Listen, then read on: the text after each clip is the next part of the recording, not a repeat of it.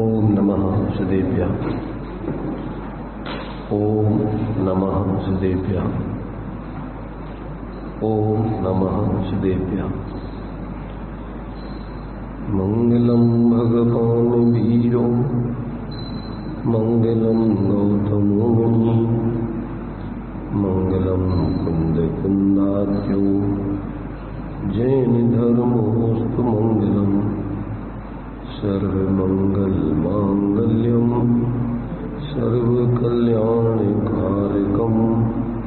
दानं सर्वधर्माणां जैनं जयतु शासनं जैनं जयतु शासनं वंदितु सर्वसिद्धि ध्रुवमचलमणोऽवं गतिं प्रत्ये मोक्षामि समय पाहुड मृण्मो सुधि केवली भणिदम् नमः समय साराय स्वानुभूत्या चकाशते चित्स्वभावाय भावाय सर्वभावान्तरचिने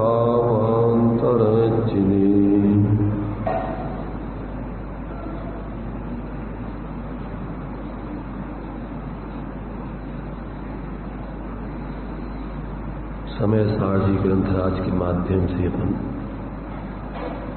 आत्महित की प्रक्रिया को समझ रहे हैं। यहाँ 13 गाथा तक अपनी चर्चा हो चुकी है। इस 13वीं गाथा में आचार्य देव ने जो 9 तत्व हैं उनको जब भूतार्थ से जाना जाता है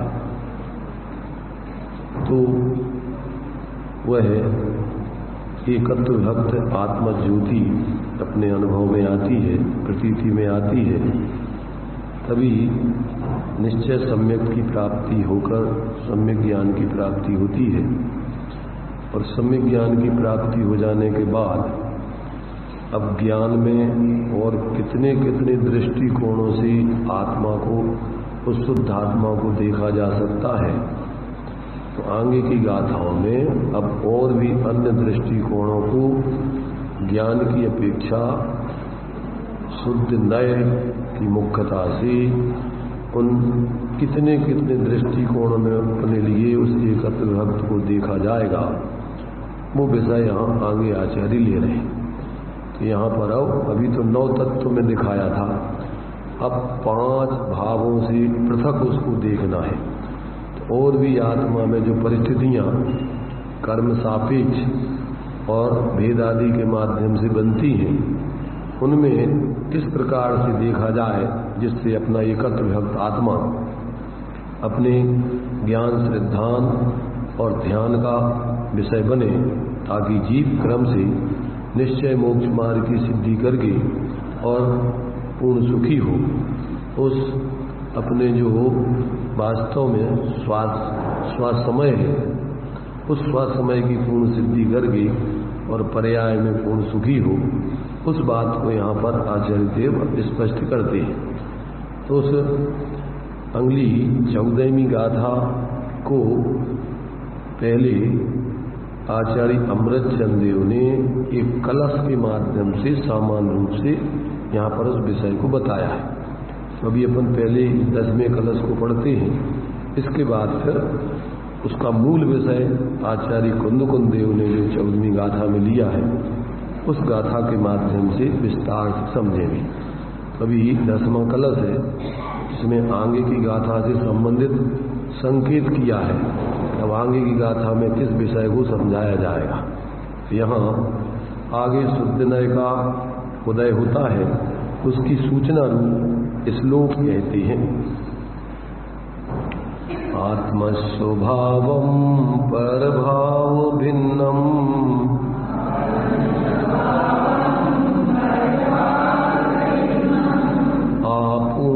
आपूर्णमाद्यन्त विमुक्तमेकम्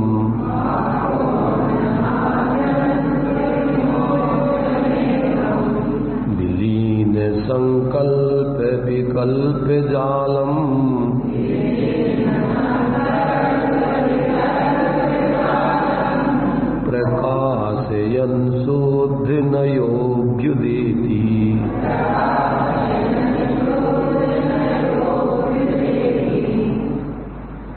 क्या कह रहे हैं आचार्य देव? शुद्ध नया आत्मस्वभावम प्रकाशयन अभ्युदेति। शुद्ध नए आत्मस्वभाव को प्रकट करता हुआ उदय रूप होता है। वह आत्मस्वभाव को किस रूप में देखता है? अब ये बात यहाँ तो माने जो शुद्ध नए आत्मा का जो मूल स्वरूप है, द्रव्य स्वभाव है, एक रूप भाव है, नित्य रूप भाव है, वो बात यहाँ पर अब उस शुद्ध नए के माध्यम से ज्ञान में जानी जाती है। तो उस नए से आत्मा को जब देखा जाता है तो आत्मा का स्वभाव कैसे दिखता है? अब वो सब बातें क्रम से स्पष्ट कर रहे हैं।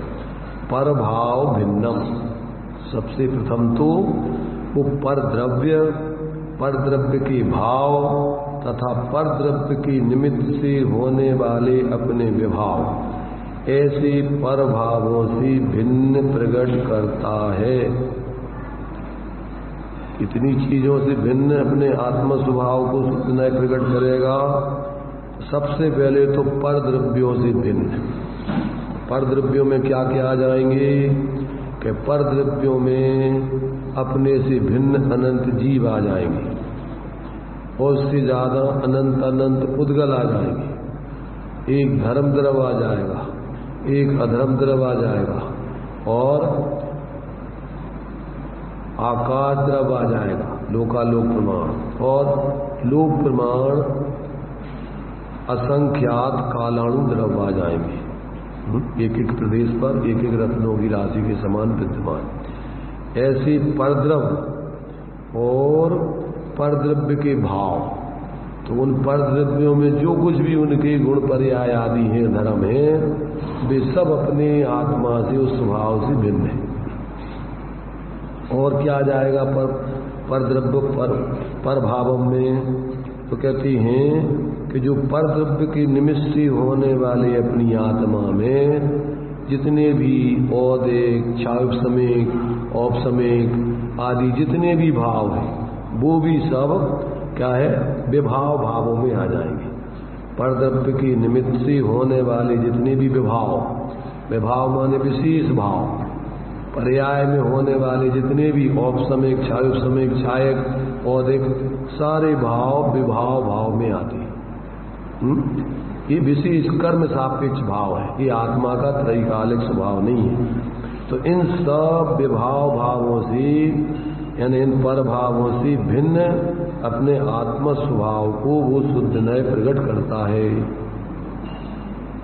अभी अपन को नौ तत्वों में तो एकत्व विभक्त बताया था, तो नौ तत्वों में भी अपने लिए वैसे तो कायदे से क्या है, जो इस सारे भाव उसमें भी गर्भित हो जाते हैं। जितने भी क्या है परद्रव्य और परद्रव्य के निमित्त से होने वाले भाव और पर के भाव, ये सब नौ तत्वों से भिन्न आत्मा को देखने में ये भी इसमें सब आ जाते हैं। तो यहाँ पर भी अब जो अपने लिए पर भाव भिन्नम कहा है, तो पर भाव भिन्नम में परद्रव्य, उनकी भाव और पर की निमित्त से होने वाली आत्मा में विभाव, विशेष भाव, वे सब उसमें गर्भित हो जाएंगे। वो आत्मा का मूल स्वरूप नहीं है। तो ऐसे जो है ये क्या है, पर भावों से भिन्न क्या है, ऐसी आत्मा को प्रकट करता है। और वो आत्मा कैसा है? आपूर्णम, आत्मा स्वभाव संपूर्ण रूप से पूर्ण है, उसमें कोई कमी नहीं है। मैं हूं अपने में, सब हैं अपने में, सभी द्रव अपने अपने में पूर्ण है, किसी द्रव में कोई कमी नहीं है। कमी देखना ही क्या है, विपरीत मान्यता है। चाहे अपने में कमी देखो और चाहे पर में कमी देखो, तो अपन को फिर क्या है, उसमें अपन को राग द्वेष खड़े होते हैं। इसलिए सब द्रव अपने अपने में परिपूर्ण है, कोई किसी प्रकार से अपूर्ण नहीं है। तो अब अपने लिए करने धरने के लिए कोई काम नहीं है। एकमात्र सहज अपना वो ज्ञाता दृष्टा सहज स्वरूप ही मात्र उस रूप अनुभव सहज उसका पर्याय अपने उस सब द्रव्य में लीन होकर और सहज ज्ञाता दृष्टापना प्रकट होता है। फिर न पर में कोई अपनापना, न पर में इष्टनिष्ठपना, अब कोई भी विकल्प करने की गुंजाइश नहीं रहती। ऐसा यहाँ पर कैसा है आत्मा? वो आत्मा स्वभाव संपूर्ण रूप से पूर्ण है और कैसा है? समस्त लोकालोक की ज्ञाता स्वभाव वाला है, ऐसा प्रकट करता है। वो शुद्ध नए आत्मा के इस प्रकार के स्वरूप को प्रकट करता है, क्योंकि ज्ञान में भेद कर्म के संयोग से होते हैं। शुद्ध नए में कर्म गौण है, जो आत्मा में मति ज्ञान, श्रुतक ज्ञान, अवधि ज्ञान, मनापर्य ज्ञान आदि जो भेद प्रभेद बनते हैं, वे सब कर्म सापेक्षता से बनते हैं। ये सब आत्मा का स्वरूप नहीं है। ज्ञान में हीनाधिकता होना एक कर्म सापेक्ष है, परंतु आत्मा का जो ज्ञान स्वभाव है वो एक रूप ध्रुव ज्यों का त्यों सभी पर्यायों में, उसमें कोई अंतर नहीं पड़ता है। ऐसे अपने उस नित्य एक रूप स्वरूप को देखना, ये शुद्ध नय का विषय है। अभी 14वीं गाथा में इसको बहुत विस्तार में स्पष्ट करेंगे टीका आदि में। अभी तो अपन यहाँ इस कलश के माध्यम से संकेत मात्र करके जानकारी दे रहे हैं कि इसमें अपन को इस रूप में अपने उस शुद्ध नय के विषयभूत आत्मा को देखना ही वास्तव में शुद्ध नय का उदय है। उदय माने ज्ञान में इस प्रकार का अनुभव ना, जानना अपने स्वरूप को। तो इसमें कहते हैं कि ज्ञान में भेद कर्म संयोग से है, शुद्ध नय में कर्म ये गौण है। और वह शुद्ध नय कैसा देखता है आत्मा को? आदि अंत विमुक्तम। उस आत्मा का न कभी जन्म देखता है, न कभी नाश देखता है। कैसा देखता है?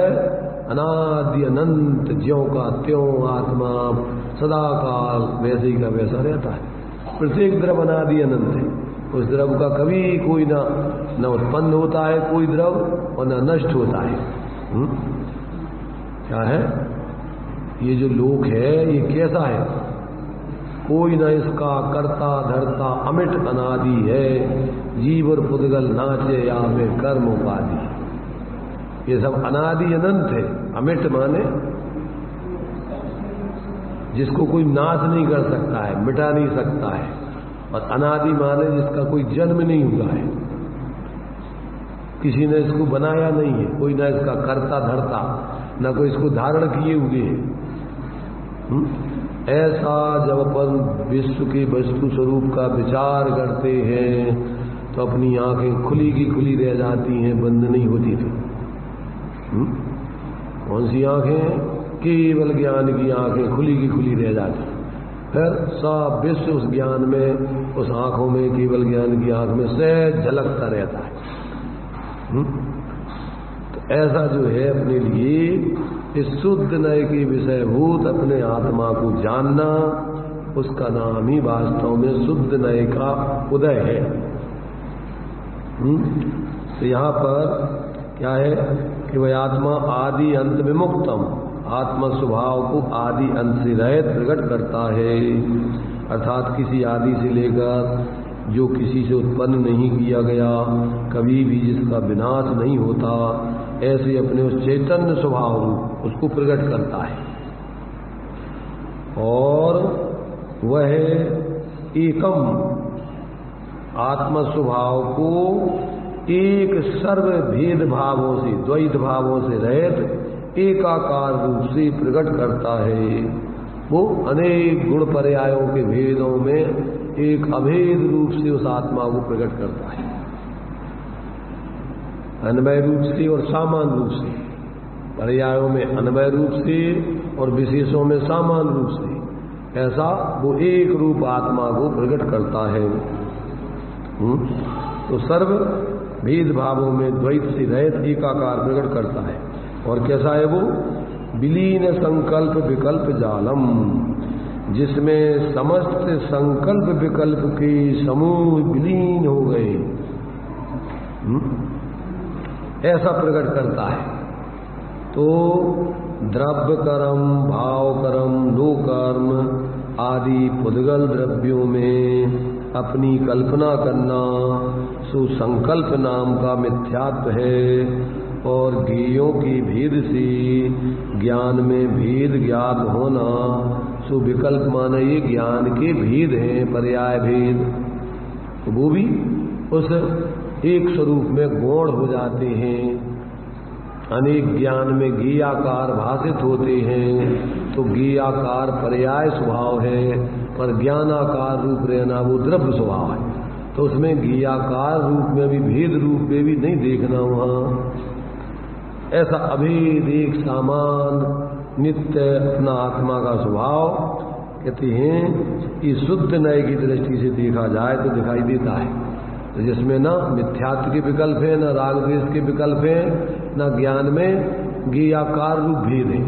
एक अभेद आत्मा राग द्वेष मोह से रहित नित्य सामान अपना स्वरूप दिखाई देता है।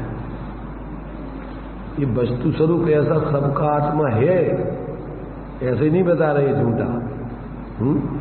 अभी आगे उसमें 14वीं गाथा में इसको खोलेंगे कि दूसरा पक्ष भी इसके जो 5 भावों से भिन्न इसको दिखा रहे हैं, वो दूसरा पक्ष भी है, परंतु उस पक्ष से आत्मा अपने मूल स्वरूप को नहीं जान पाता।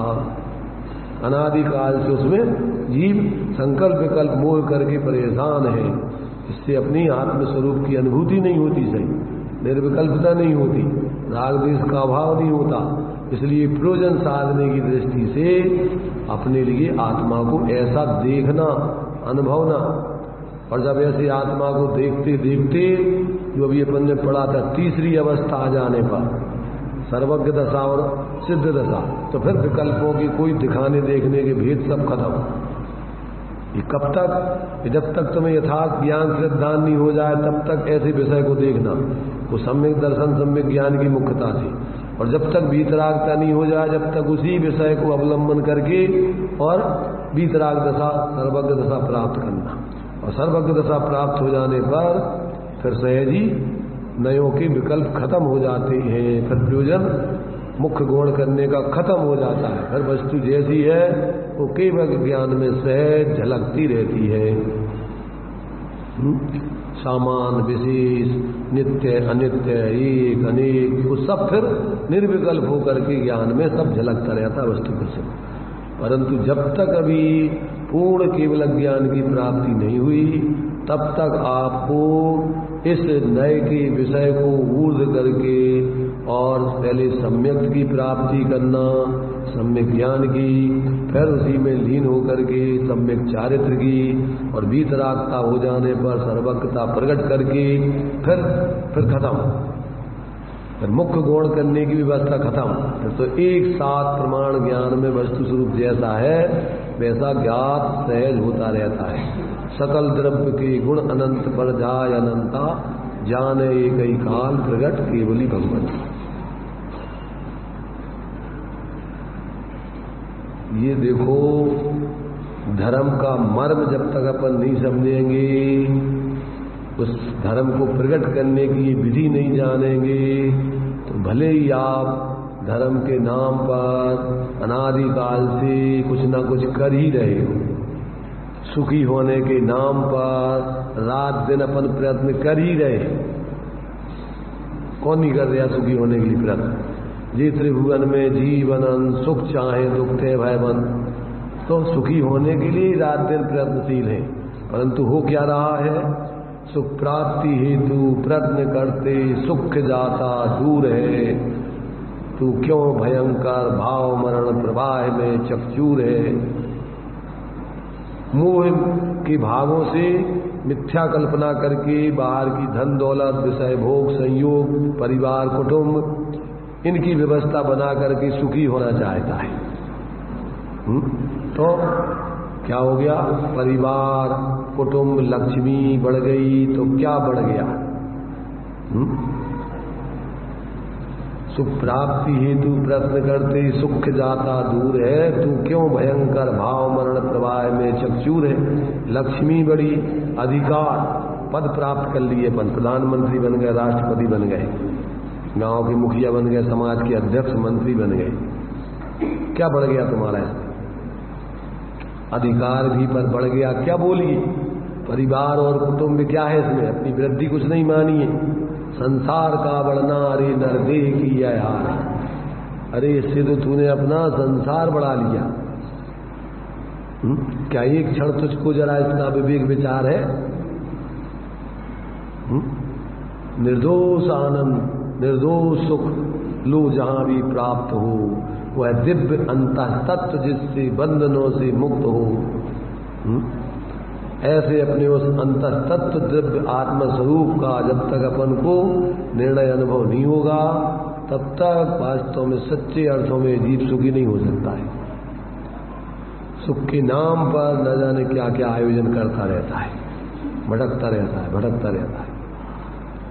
इसलिए आचार्य देव यहाँ करुणा करके कह रहे हैं कि समझो भाई, जब तक रोग और जरा बुढ़ापा नहीं आया है, जोलो न रोग जरा गए तोलो झटत, अपने से एकत्र विभक्त आत्मा की अनुभूति प्रतीति करके उसमें स्थिर होके वीतराग विज्ञानता की सिद्धि कर लो। चाहते अपन कि नहीं चाहते? कैसे 10 दिन अपन धर्म की मनाना चाहते हैं, औपचारिकता में 10 धर्म, सच्चे अर्थों में धर्म को धारण करना चाहते हैं कि सिर्फ औपचारिकता में मनाना चाहते हैं, या धर्मात्मा दिखाना चाहते हैं अपने को, धर्मात्मा रूप जीवन जीना चाहते हैं कि सिर्फ दूसरों में धर्मात्मा दिखना चाहते हैं? नीरज क्या चाहते हैं? सच्चे अर्थों में धर्मात्मा मन की सुखी होना चाहते हैं कि दूसरों की नजरों में धर्मात्मा दिख करके और समाज में मान सम्मान प्रतिष्ठा चाहते हैं, दूसरों की नजरों में अच्छा दिखना चाहते हैं? क्या चाहते हो दीपेश?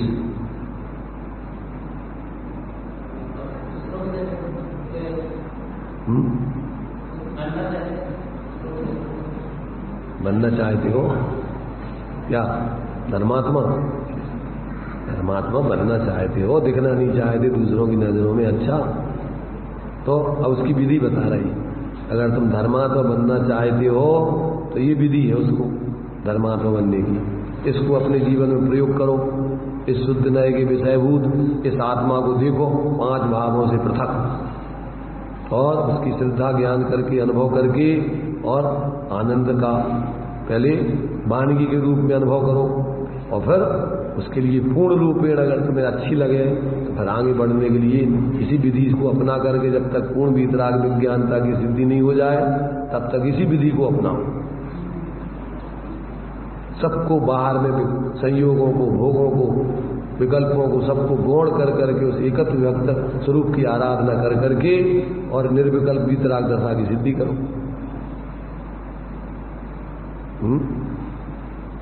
कर सकते कि नहीं कर सकते? चेतन है, ऐसे स्वरूप की अपन सिद्धि कर सकते कि नहीं कर सकते? संगी पंचेंद्री हैं, मनुष्य हैं, जहां अपन देखते हैं कि जानवर त्रयंच कर लेते हैं, नारकी कर लेते हैं इतने पाप के उदय में, और तीव्र पुण्य के उदय में देवलोक कर लेते हैं। पाप पुण्य का उदय बाधक नहीं है इसको अनुभव करने में, चाहे पुण्य का उदय हो चाहे पाप का, उससे हटके अपने उस एकत्व भक्त को आप देख सकते, अनुभव कर सकते। इसमें कोई जाति पाति बाधक नहीं है। जाति पाति तो कर्म के उदय की परिस्थितियां हैं। आत्मा न कोई हिंदू है, न मुसलमान है, न ठाकुर है, न ब्राह्मण है, न क्षत्रिय, कुछ नहीं। आत्मा चैतन्य स्वरूप है। ये सब कर्म सापेक्ष स्थितियां हैं, कुल परंपरा जाति आदि की। इसलिए सम्यक दृष्टि को कुल का मद, जाति का मद, ये कुछ नहीं होता है। अगर मद धारे तो उस सम्यक को दोष उत्पन्न करता है। अगर क्षणिक हो गए और हमेशा उसी रूप अपने को अनुभव करे तो वो तो मिथ्यात्व है। न खंडेल बाल में, बगेर बाल में, फोड़ बाल, ये सब क्या है? अरे ये तो सब कर्म के उदय की बाह्य परिस्थितियां हैं, कर्म सापेक्ष। तुम्हारा स्वरूप इन सबसे पृथक एक रूप चैतन्य रूप है। ऐसा जब तक अंदर में अपन अनुभव नहीं करेंगे तब तक मिथ्यात्व गलेगा नहीं, तीव्र कसाएं मंद नहीं पड़ेंगी, टूटेंगी नहीं कसाएं, अलग नहीं होंगी। रात दिन अपन इसी संकल्प विकल्प कसायों में पड़े रहेंगे। तो आचार्य अपने लिए करुणा करके ऐसे जो उन्होंने अपने जीवन में जैसे एकत्र भक्त का अनुभव करके अवलंबन करके ऐसे अपने जीवन में अनुभूति करके उस परम सुख का आनंद प्राप्त किया, तो वो अपने लिए अनुभव करके बात बतला रहे। भगवान के द्वारा कही हुई तो है ही, परंतु जिन्होंने और अपन आचार्यों ने कही है वे भी मात्र कह रहे हम भगवान की कही कहाई केवली सुध केवली की कही कहाई नहीं कह रहे, हम तो स्वयं भी उस प्रकार का अनुभव करके कह रहे हैं। पहले तो तुम्हारे लिए तो प्रमाणिकता के लिए वो कहा है कि हम केवली सुध केवली के द्वारा कहा हुआ ये जाना हुआ इस स्वरूप बताएंगे। बंदित्व शब्द सिद्धि धो मचल मणो गदिम पत्ते वो छामी समय पावड़, किसके द्वारा? केवली सुध केवली के द्वारा कहा हुआ ये समय सार कहेंगे। ये कोई हम अपने मन से ही अकेले नहीं कह रहे, परंतु अकेले उन्हीं के द्वारा सुनकर के नहीं कह रहे, हमने भी उसको अनुभव करके प्रमाण किया है, प्रमाण अनुभूत करके जाना है। इसलिए तुम भी हमारे कहने से मत मान लेना, तुम भी अपने अनुभव से स्वीकार करना, तो ही वास्तव में सच्चा स्वीकार है।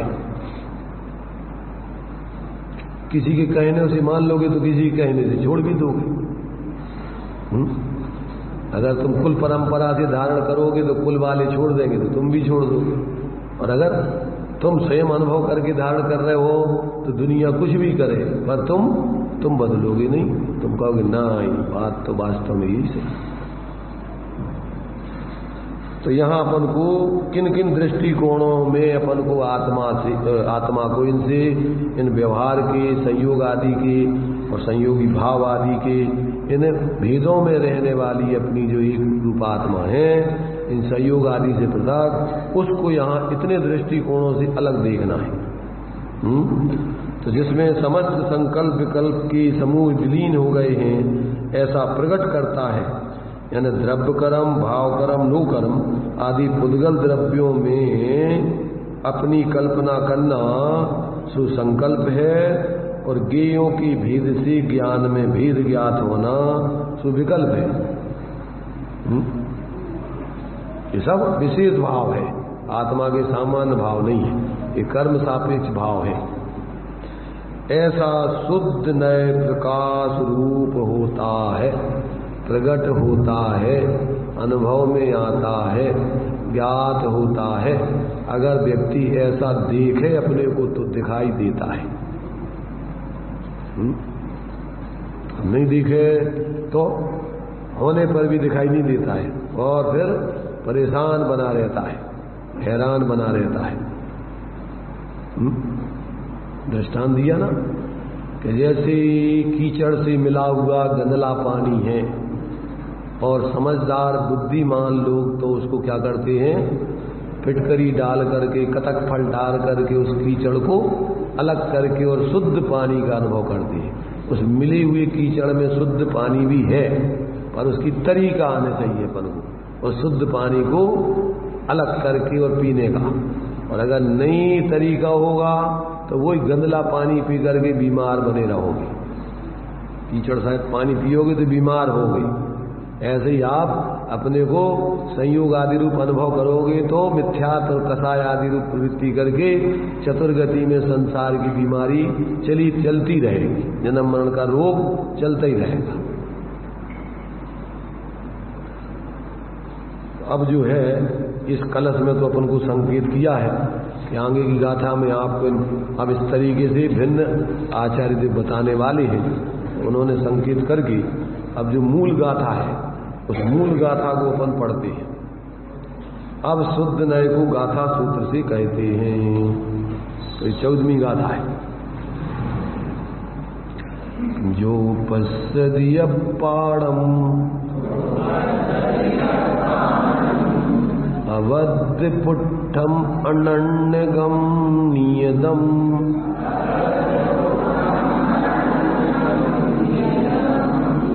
अविशेषमसंयुक्तम्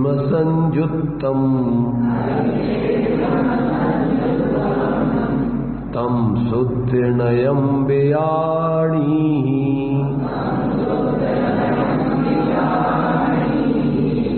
इसमें सब गाथाओं में अनन्य गम लिखा के क्या लिखा और कुछ भी नहीं।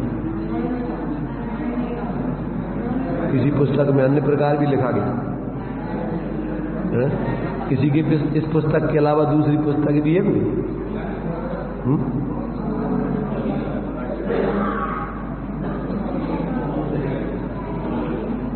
देखिए चलिए आगे। अनबद्ध स्पृष्ट अनन्य अरु जो नियत देखे आत्म को अविशेष अनसंयुक्त उसको शुद्ध नय तू जान जो। देखिए क्या कह रहे हैं यहां पर, जो नए आत्मानम आत्मा को अवध स्पृष्टम बंद रहित और पर के स्पर्श से रहित अनन्य कम अन्यत रहित और नियतम चला चलता रहित अविशेषम विशेष रहित असंयुक्तम अन्य के संयोग से रहित ऐसे पांच भाव रूप से पश्यति देखता है तम माने उसे हे शिष्य तू शुद्ध नयम शुद्ध नय बिजाणी ही जान। क्या लिखा? तुम उसको क्या जान? शुद्ध नय जान। ये पांच भावों से पृथक। अब टीका में यहां पर उन पांच भावों का विश्लेषण करती और उसकी विपक्ष में दूसरा पक्ष भी स्पष्ट करके समझाती। तो देखिए यहां पर निश्चय से अबद्ध स्पष्ट अनन्य नियत अविशेष और असंयुक्त ऐसे आत्मा की अनुभूति शुद्ध नय है और यह अनुभूति आत्मा ही है। इस प्रकार आत्मा एक ही प्रकाशमान है। शुद्ध नय आत्मा की अनुभूति या आत्मा, इन सबको एक ही जानो। शुद्ध नय विषयी है, आत्मा विषय है और आत्मानुभूति दोनों को मिला करके है। क्या है? जिससे जाना जाता है वो ज्ञान का ज्ञान है शुद्ध नय, और जिसे जाना जाता है वो विषय आत्मा है। और जब जाना जाता है तो आत्मानुभूति प्रकट हो जाती है मिलके। आत्मा और अनुभूति दोनों मिलके आत्मानुभूति बन जाती है। तो आत्मा और ज्ञान अभेद होकर के दोनों एक दूसरे को इस प्रकार से अनन्य रूप से अनुभव करते हैं। फिर वो तो इस प्रकार से ये तीनों एक ही समझना, शुद्ध नय कहो, आत्मा कहो, आत्मानुभूति कहो, इन सब एक ही है, अलग अलग नहीं है। यहाँ मैंने विषय की तरफ से कहो तो शुद्ध आत्मा कहो, विषय की तरफ से कहो तो शुद्ध नय कहो, और दोनों के मिला के कहो तो आत्मानुभूति कहो। तो इस प्रकार से यहाँ कहते हैं, यहाँ शिष्य पूछता है कि जैसा ऊपर कहा है वैसी आत्मा की अनुभूति कैसे हो सकती है।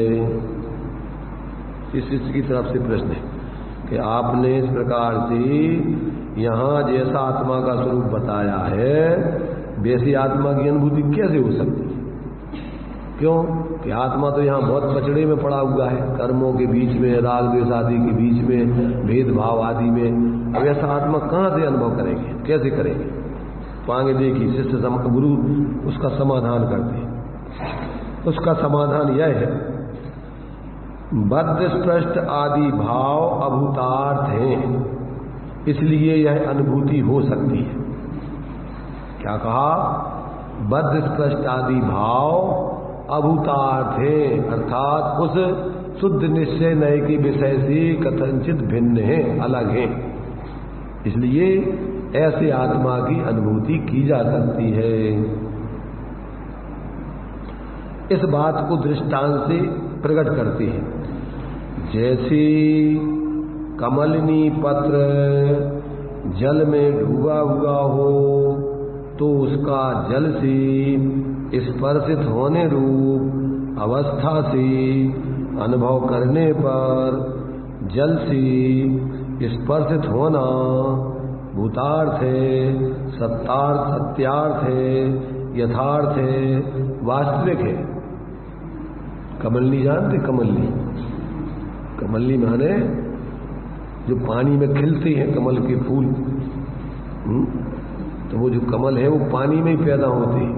तो वो क्या है कि जब अपन पानी और कमल को पानी में डूबा हुआ हो तो जब संयोग की दृष्टि से देखो तो अपन को वो डूबा हुआ दिखेगा। काय की अपेक्षा?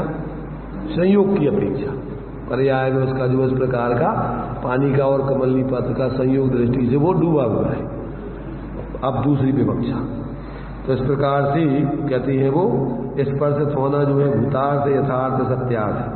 तो भी जल से किंचित मात्र भी न स्पर्शित होने योग कमलनी पत्र के स्वभाव के समीप जाकर अनुभव करने पर जल से स्पर्शित होना अभूतार्थ है, असत्यार्थ है। ये दृष्टांत हो गया। दृष्टांत समझ में आने चाहिए पहले। जब अपन उस कमलनी पत्र को स्वरूप से देखो तो वो एक दूसरे को छूते नहीं। वो कमलनी पत्र ज्यों का त्यों अलग रहता है और पानी अलग रहता है। उसको उठाओ तो ज्यों का त्यों कमलनी पत्र माने पानी से पृथक बिल्कुल बाहर आ जाता है। तो जब अपन स्वभाव से देखो तो कमलनी पत्र और पानी अलग अलग है, वो एक दूसरे से भिन्न है। और जब अपन संयोग से देखो तो दोनों अत्यंत नजदीक होने से कमलनी पत्र को अपन व्यवहार से कहेंगे पानी में डूबा हुआ है। जैसे अपन ऐसा देखें कि दो उंगली अलग अलग हैं कि जुड़ी हुई हैं। ये दो उंगली जुड़ी हुई है कि अलग अलग है? और जो तीसरी उंगली जुड़ी हुई है कि अलग है? मैंने ये दो उंगलियां जुड़ी हुई हैं कि अलग अलग है? और ये तीसरी उंगली अलग है कि जुड़ी हुई है?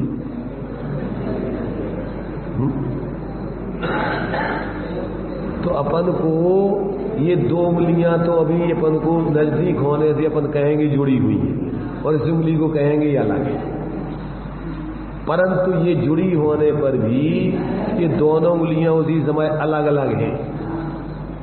तो जब अपन संयोग की दृष्टि से देखो तो व्यवहार से कहेंगे जुड़ी हुई है और निश्चय से देखो तो दोनों उंगली अलग अलग हैं। तो ऐसे ही यहां अपन को जब ये दृष्टांत पड़ा, अब देखो सिद्धांत अपन को आत्मा की इस प्रकार से भिन्नता बताना है। तो ये हो गया दृष्टांत।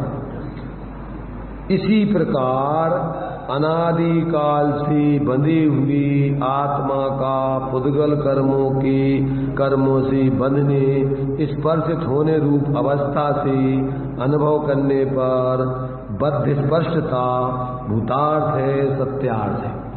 कौन से नए का विषय हो गया? कौन से नए से बंधी आत्मा कर्मों से बंधा हुआ है?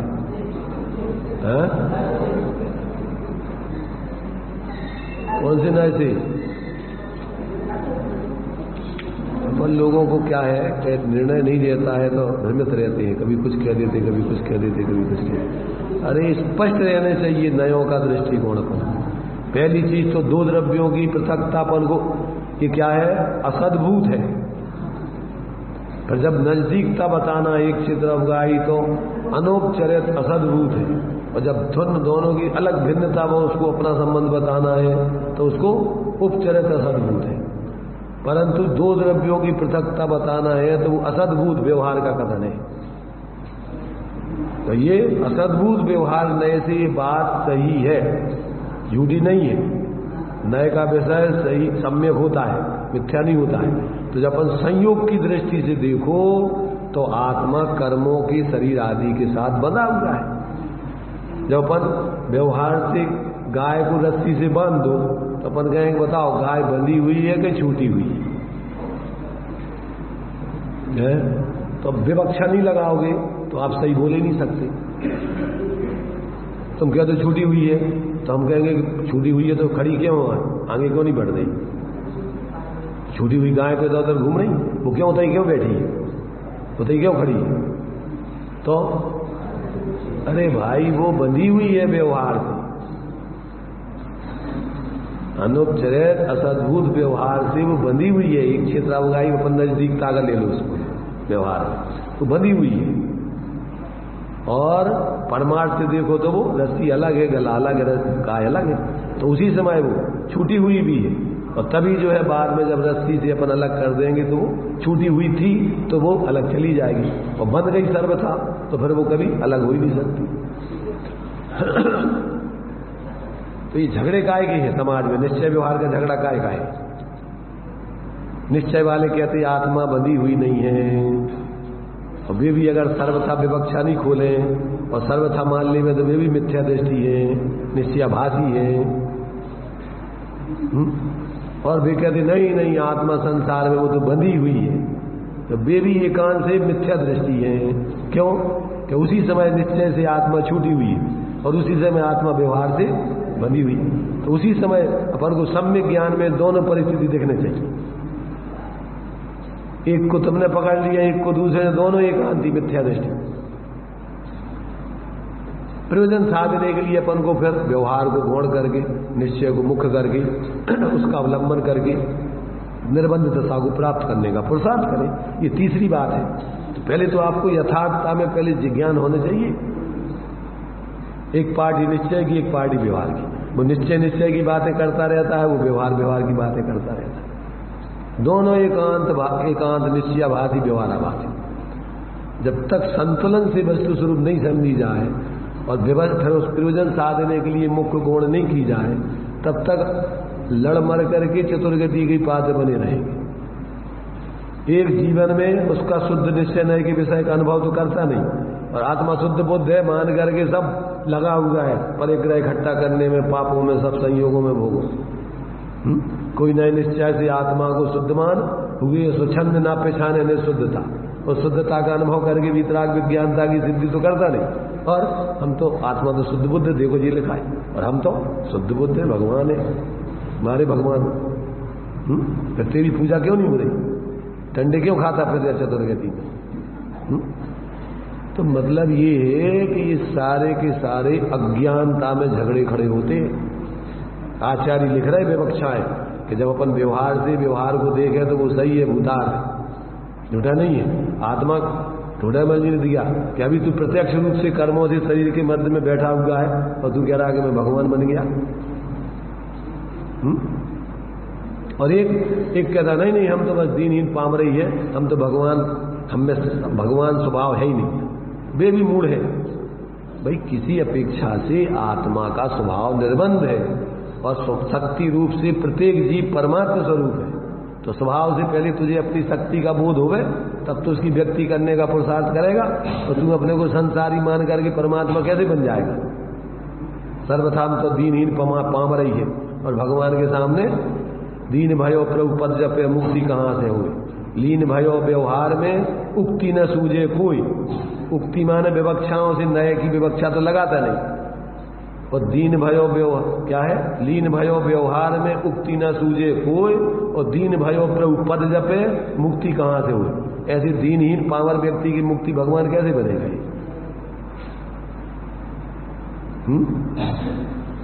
नहीं आ रहा समझ में?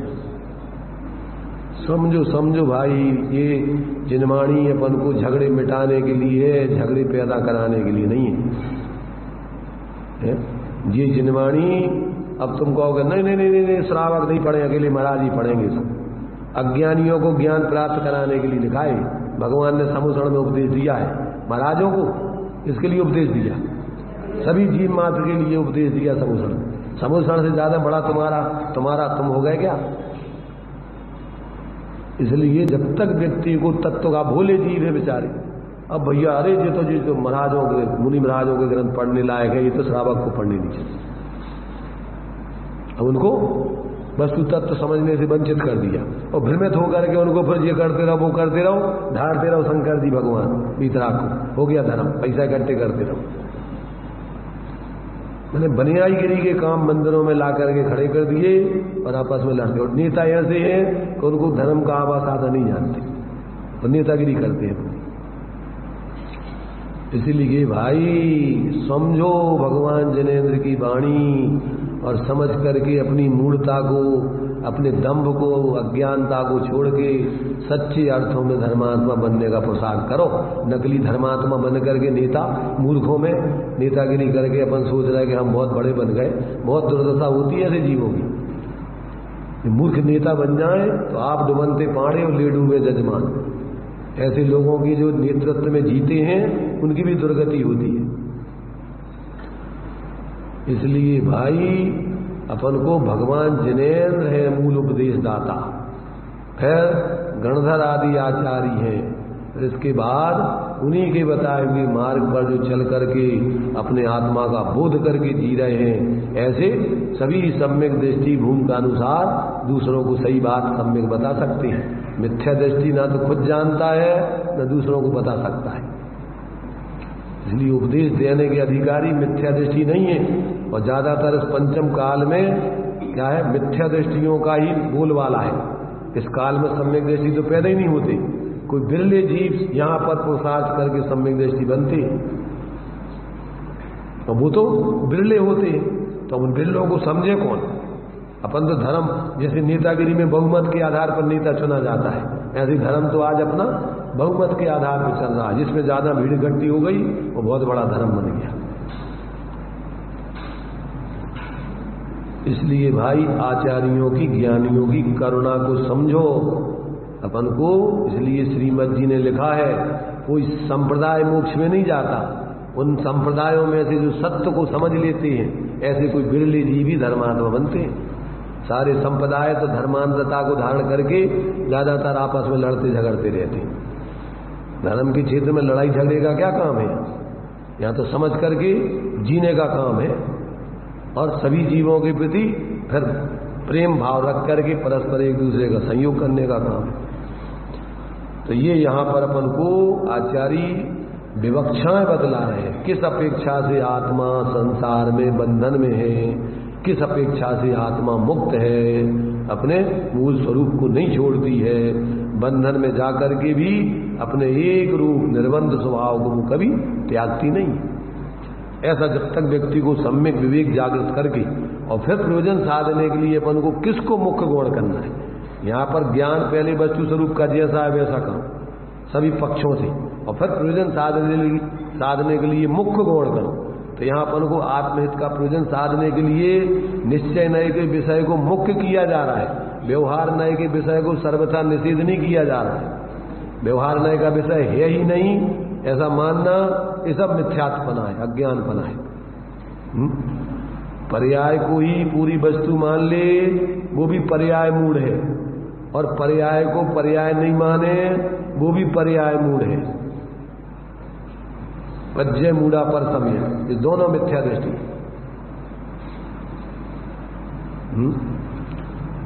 इसलिए यहां पर अपन को अभी 5 बोलों में से एक पक्ष समझाया। कौन सा?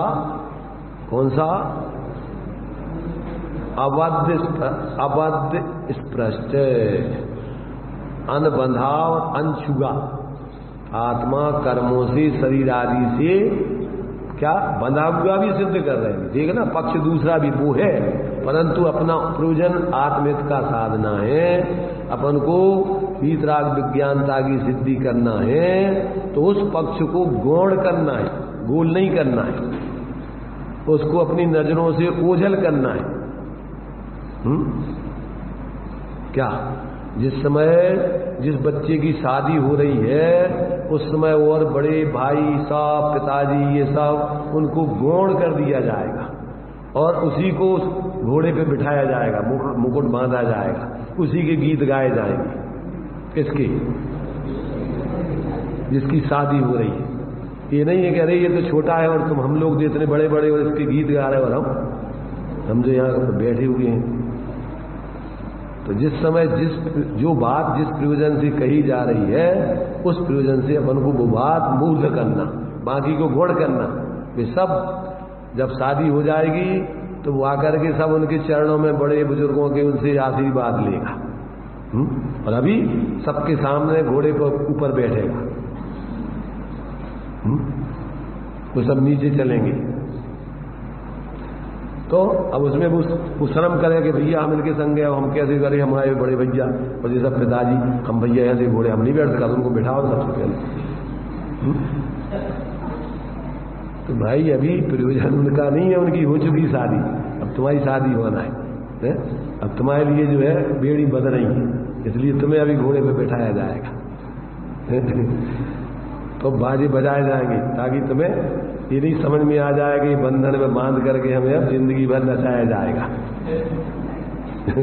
इसलिए तुम भूले रहोगे।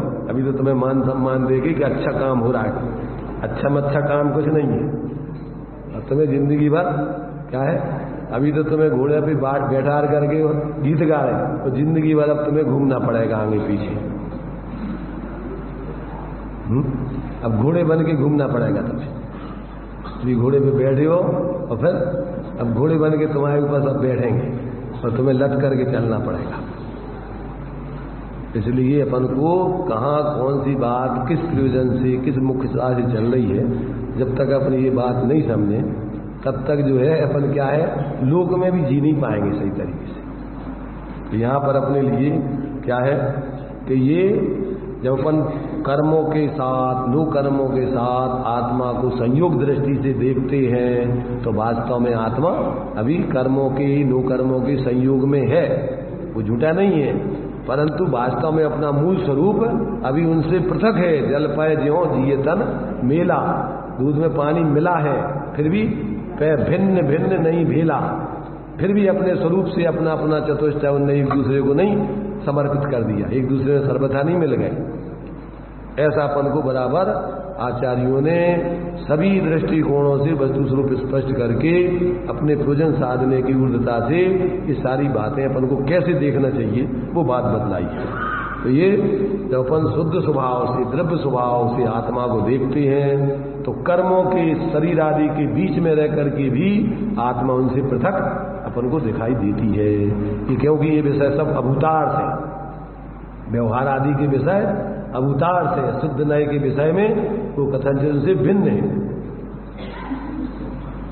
तो ये जो है इस प्रकार कहते हैं आत्मा पुद्गल कर्मों से बंधने स्पर्शित होने रूप अवस्था से अनुभव करने पर बद्ध स्पर्शता भूतार्थ सत्यार्थ है, तथापि पुद्गल से किंचित मात्र भी स्पर्श न होने योग आत्म स्वभाव के समीप जाकर अनुभव करने पर बद्ध स्पृष्टता अभूतार्थ है असत्यार्थ है, अर्थात अपने स्वभाव में ये इन सबकी भिन्नता है, पृथकता है।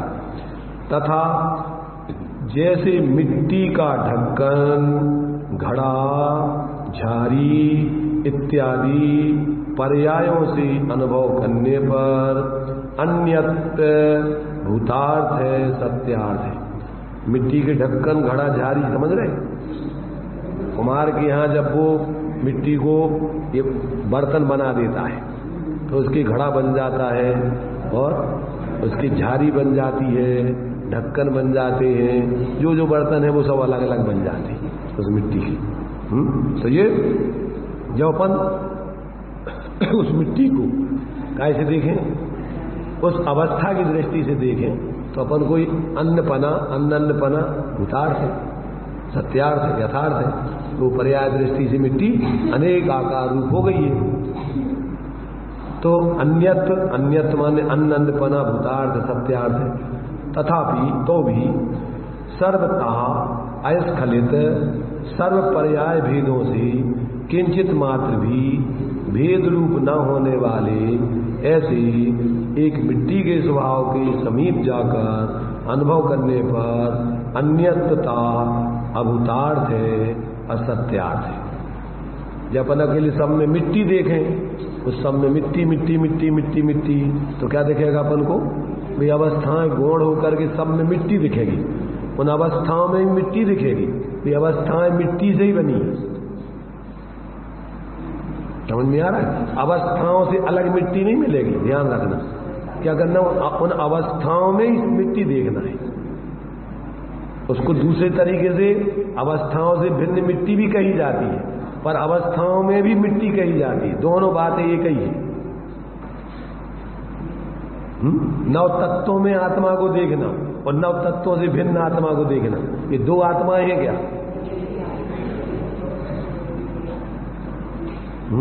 तो ये तो कथन से अपन अलग अलग कह रहे हैं। एक ही चीज को अपन को उन सभी अवस्थाओं में, जैसे हमने दृष्टांत दिया था कि जैसे अपन ने 250 ग्राम मावा का अपन ने कढ़ाई में घोट के और उसको अपन ने क्या कर दिया कि उसमें से 50-50 ग्राम की 5 चीजें बना दी। तो उसमें 50 ग्राम का पेड़ा, 50 ग्राम का लड्डू, 50 ग्राम की गुजिया और 50 ग्राम की बर्फी और 50 ग्राम छर्रा। छर्रा जानते हो ना? ऐसे के ऐसा अपन ने छोड़ दिया। अब 5 लोगों को अपन परसे और उस कार्य करें,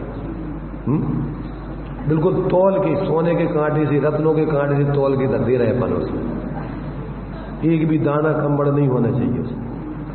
अब 5 लोगों की शक्लें देखो आप, एक के लिए गुजिया परसी गई, एक के लिए लड्डू परसा गया, एक के लिए पेड़ा परसा गया, एक के लिए बर्फी परसी गई और एक को सिर्फ खुला छुट्टा वो सी मावा का छर्रा परस दिया। अब क्या होगा?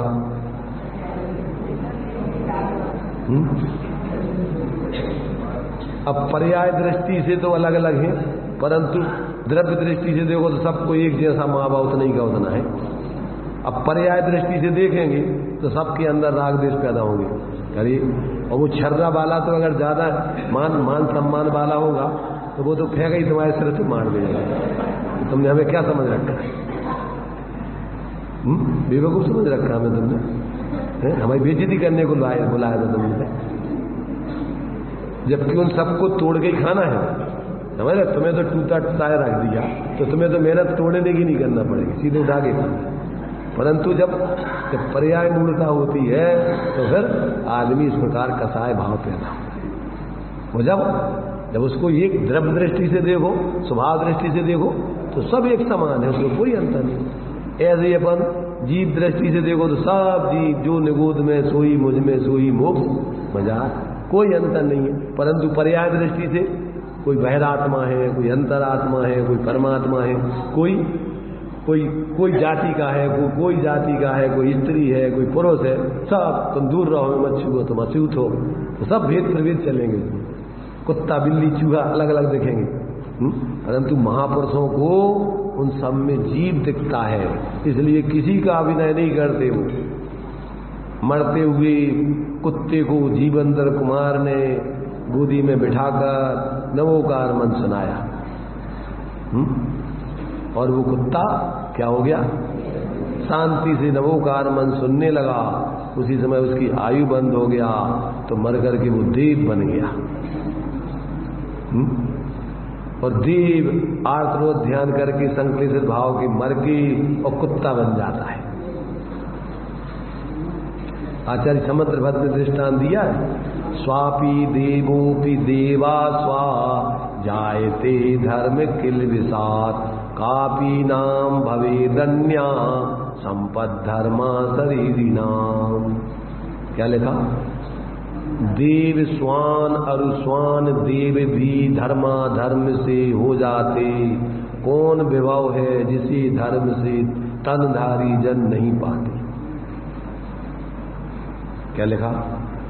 कि धर्म के प्रभाव से देव कुत्ता बन जाता, नहीं अधर्म के प्रभाव, धर्म के प्रभाव से तो कुत्ता देव बन जाता। स्वापी देव, स्वापी माने स्वान, कुत्ता, गंडक, क्या बन जाता है? देव बन जाता है। और स्वापी देवो देवा स्वा, और देव कुत्ता बन जाता है। कैसे? धर्म के प्रभाव से कुत्ता देव बन जाता है और अधर्म के प्रभाव से क्या है? देव कुत्ता बन जाता है। तो कहते हैं धर्म के प्रभाव से संसारी जीव, शरीरधारी जीव क्या नहीं प्राप्त कर सकते। ये तो एक व्यवहारिक दृष्टांत है।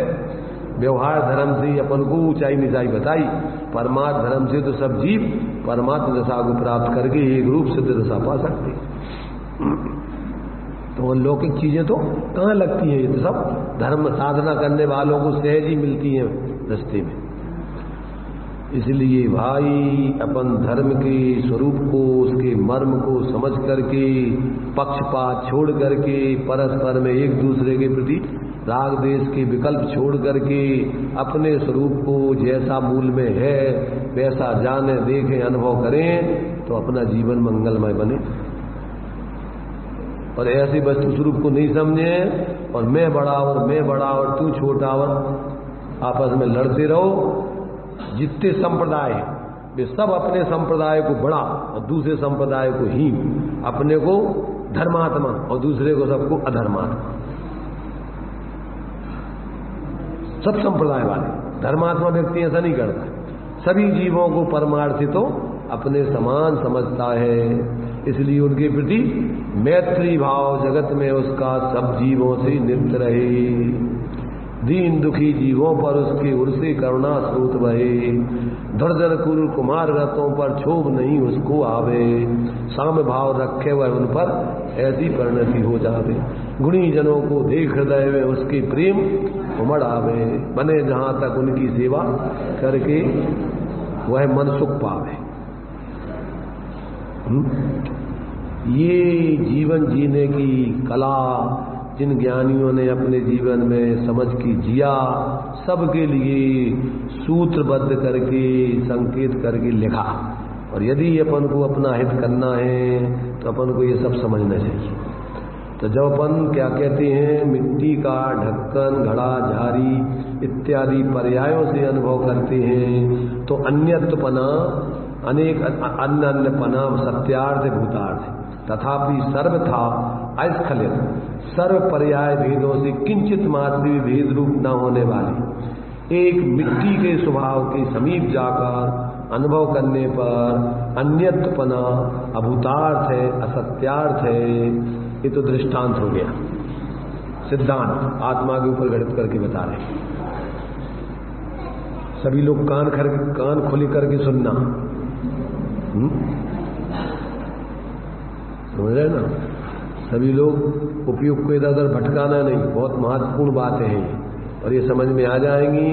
अपने जीवन में जो भ्रम है, जो आपस में एक दूसरे के प्रति दुर्भाव पर अज्ञानता से करके और लड़ते झगड़ते रहते हैं, ऐसे भाव पैदा नहीं होंगे। ये दृष्टांत, अब सिद्धांत। इसी प्रकार आत्मा का नारक, त्रियंज, देव, मनुष्य आदि पर्यायों से अनुभव करने पर पर्यायों के अन्य रूप से अन्यत्वपना भूतार्थ है, सत्यार्थ है, यथार्थ है, तो भी सर्वतः अस्खलित सर्व पर्याय भेदों से किंचित मात्र भेद रूप न होने वाले एक चैतन्याकार आत्म स्वभाव के समीप जाकर अनुभव करने पर अन्यत्वपना असत्यार्थ है, अभूतार्थ है, अयथार्थ है। वहीं देखना है, कहीं हटाना जुटाना नहीं किसी को, सिर्फ देखने का तरीका है। एक स्त्री में उसी में माँ भी देख लेता है, पत्नी भी देख लेता है, बहन उस स्त्री को अलग नहीं करना है कहीं। और सामान्य रूप से उसको एक महिला भी देख लेता है। रिश्तों की दृष्टि से सब दिखाई देते हैं और जब निरपेक्ष देखते हैं तो वो किसी की कुछ नहीं है, वो एक स्वतंत्र महिला अलग स्वतंत्र है। तो वस्तु को निरपेक्ष देखो तो सब वस्तु फिर ऐसी एक रूप दिखाई देती है। देखने का तरीका है सिर्फ अकेला, उसी को देखना है, उसी पर्यायों में ही देखना है। जब अपन भेद से देखो अवस्था से तो वो पर्याय अपन को अनेक रूप दिखती हैं। और उसी पर्याय में अगर मिट्टी देखो तो अनमय रूप से मिट्टी, सब में मिट्टी मिट्टी है, उसमें पर्याय में सब मिट्टी दिखेगी। पर्याय होने पर भी अपन को जब मिट्टी की दृष्टि से देखेंगे तो मिट्टी दिखेगी, पर्याय नहीं दिखेंगे। पर्यायों को अलग हटाना नहीं है, अलग भिन्न नहीं करना। वो तो अतत भाव रूप भेद बताने के लिए कथनचित उसी को अपन कह रहे थे अनन्य और कथनचित कह रहे थे अनन्य। तो कोई अलग अलग वस्तु स्वरूप थोड़ी है, ये कोई वस्तु स्वरूप को देखने के तरीके हैं। नव तत्वों में वही एकत्व भक्त अपना स्वरूप व्याप रहा है। तो ज्यादातर तो भिन्न भिन्न भिन्न भिन्न कह करा करके पर्याय अलग टांग देते हैं, द्रव्य स्वभाव अलग टांग देते हैं। अरे देखने का तरीका है ये सर, कहीं अपन को वस्तु स्वरूप में से कुछ हटता जुटता नहीं है। केवल ज्ञान हो जाने पर सब वस्तु जैसी है वैसे ही एक साथ दिखाई देती है। इसलिए भाई थोड़ी बुद्धि को व्यवस्थित करके अपने अंदर की मूढ़ता की धारणाओं को छोड़ के निष्पक्ष होकर के थोड़े स्वाध्याय को कीजिए। सबके कान खुले हैं बंद हैं? चेतन सुनाई दे रहा क्या? वस्तु स्वरूप को समझने के दृष्टिकोण नए, किस नए से वस्तु को कैसा देखा जाए तो वस्तु उस नए से वैसी दिखती है, और जब एक साथ देखा जाए तो वस्तु जैसी है वैसे ही दिखती है। फिर किसी एक पक्ष से नहीं दिखती, वस्तु जैसी है पूरी वैसे ही दिखती है, उसमें कोई विकल्प नहीं है। पर समझने के लिए व्यवहार है। क्यों कि आचार्य कह रहे परमार्थ को समझाने का और कोई उपाय नहीं है बिना व्यवहार के। या तो हम तुम्हें संयोग आदि की तरफ से समझाएं या भेद आदि की तरफ से। अभेद वस्तु को वैसे तो अनुभव किया जा सकता है, उसको बताया शब्दों में नहीं बताया जा सकता। स्वानुभूत्या चकास्ती। इसलिए टोडरमल जी साहब ने लिखा कि जो जानते हैं सो परमार्थ से तो कहने में आवे नहीं, व्यवहार से कुछ कहा जाए सो मिलना कर्माधीन है। इसलिए तुम्हारे लिए तो बेहतर यही है, उचित यही है कि तुम चिदानंद घन के अनुभव से सहजानंद की वृद्धि करते रहना। मिलना तो जब होगा तो देखेंगे, तुम्हारी पात्रता अनुसार जो भी तुम्हारी समस्याएं होंगी फिर चर्चा करके समझाने का प्रयत्न करेंगे। तो अभी अपन दो बोलों के बारे में अपन ने चर्चा की 5 में से। कौन कौन सी? अवध स्पष्ट और अनन्य, अनन्य और अन्य अन्य, बद्ध स्पष्ट और अबद्ध स्पष्ट, ऐसे दोनों पक्षों से अपन ने अभी वस्तु स्वरूप समझा। अभी अपना टाइम हो चुका है।